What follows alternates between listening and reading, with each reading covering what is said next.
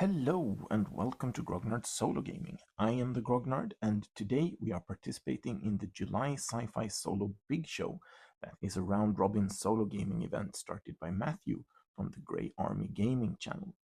And this is going to be episode number 5, and I am not going to recap, so if this is the first episode you find, I highly recommend using the playlist to start with episode 1, and the playlist is going to be linked below.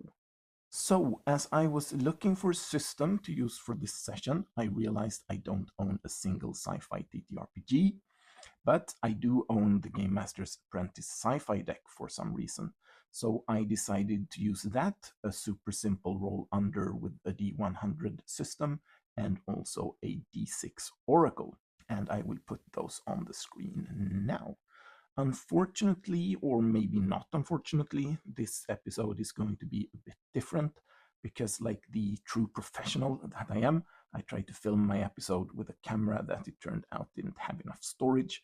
And for anyone counting, yes, this is the second time that happens.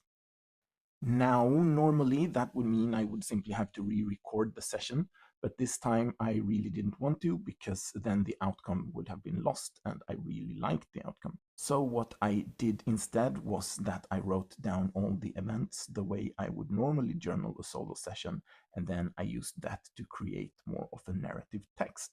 So, for anyone curious about using solo gaming as a basis for creative writing, this is an example of a text created from approximately 15 minutes of play. And I would guess everyone watching this has enough solo RPG experience to know where I rolled for skill, used the cards, or asked the oracle a question. Though I did, of course, also use my imagination quite a bit as well to connect the events to previous episodes. And also, of course, I have expanded on the descriptions and filled out the text in order to come closer to a 15-minute episode without the dice rolls, card reading and thinking, and all of that. So, without further ado, here we go. The creature is not only quiet, but completely silent, so by the time Vector X and Ansel can sense the heat emanating from its body, it's way too late. The creature swipes at Vector X, who tries desperately to dodge, but unfortunately he isn't fast enough. The strike is incredibly powerful and lifts him off the floor, throwing him straight into the metal discs and the wires on the wall, causing many of them to break and snap. For Ansel, it's a strange pandemonium as everything happens very suddenly and yet without a single sound. As soon as she lays eyes on the strange lava creature, it is as if she has gone completely deaf. She cries out soundlessly and runs towards the closest door. Then, as soon as she passes into the corridor on the other side, her hearing returns as abruptly as it went away, and yet the room behind her is still eerily devoid of any sound. The uninitiated would probably call this a silence spell and the creature a lava golem, but Ansel figures it's a sound cancellation field created by some hidden tech inside the creature. Something that also generates a field strong enough to shape and animate the creature's material body.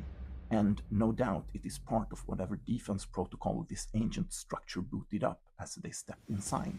Ansel knows the professor would have been fascinated by all of this despite the danger, but there is no time for such thoughts or even any kind of grief. As she looks over her shoulder, she can see that Vector X still has not hit the floor, but rather seems to be floating among the metal discs and the wires. The creature is looking at him, but then turns to Ansel and immediately gives chase. Cursing, she turns back to the corridor and runs as fast as she can. For Vector X, the pandemonium is surprisingly brief.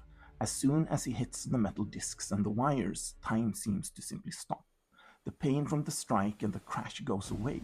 His body feels distant and numb, and he realizes he is more or less paralyzed.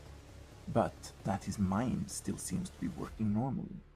At first he thinks he's going to panic, but then to his surprise the experience is oddly peaceful, and the lava creature is nowhere to be seen, nor is Ansel.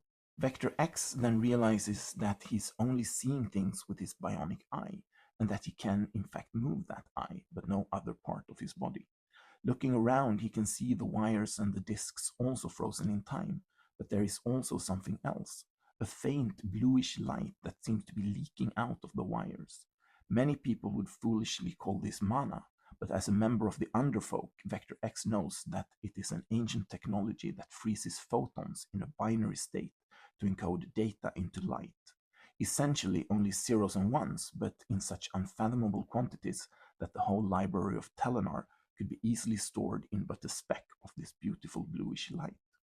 It's fascinating, and before he knows it, Vector X is completely captivated by the light show. And after what feels like only a few but extremely drawn out seconds, the captivation turns into an almost trance-like state, and the bluish light starts to morph into a scene. Is that Professor Drolden? Yes, but who is the other man? He's unknown to Vector X, but it's clear from their surroundings the two men are in Telenar. The unknown man seems very upset, and he's showing the professor a picture of a member of the TSF, meaning the Tactical Strike Force of the police in Telenar. The same TSF that so conveniently showed up mere seconds after the professor's death. But something is different about the person in the picture. He has the usual black uniform and visored helmet, but his visor is open and Vector X can see a sinister red gleam where the eyes are located. Also, he can see the words, "They are the TSF now," hastily scribbled on the picture. He tries his best to get a better look at the man's eyes, but as he does, the vision morphs. The only thing to carry over is the professor. This time he's standing on an arid plateau together with 3 other people. 2 of them look like average mercenaries of the kind that the professor would hire for an expedition, but Vector X cannot focus on either of them, because the 4th person in the vision is himself, or someone that looks exactly like him, and also dresses the same. There is something familiar about the landscape, but Vector X can swear he has never been there. Who is this person? Could Vector X actually have been to this place and forgotten somehow? What is going on? The professor steps aside, and behind him is a pile of flat rocks made of sandstone. The pile is about 4 feet high, and on the top stone is a carving of a hand and some unknown symbols. The professor points to the carving of the hand and nods at the man that looks exactly like Vector X. The lookalike walks up to the pile of rocks and places his hand in the matching carving. Then he starts to subtly move his fingers. Vector X realizes that this person also must have at least one bionic eye, as he has tuned into the spectrum of subtle energies invisible to unaugmented humans, and now he is manipulating the energies to achieve something. But what? As soon as he asks himself that question, Vector X can see a tremor pass through the pile of sandstone rocks. Then pebbles and sand on the ground start to move.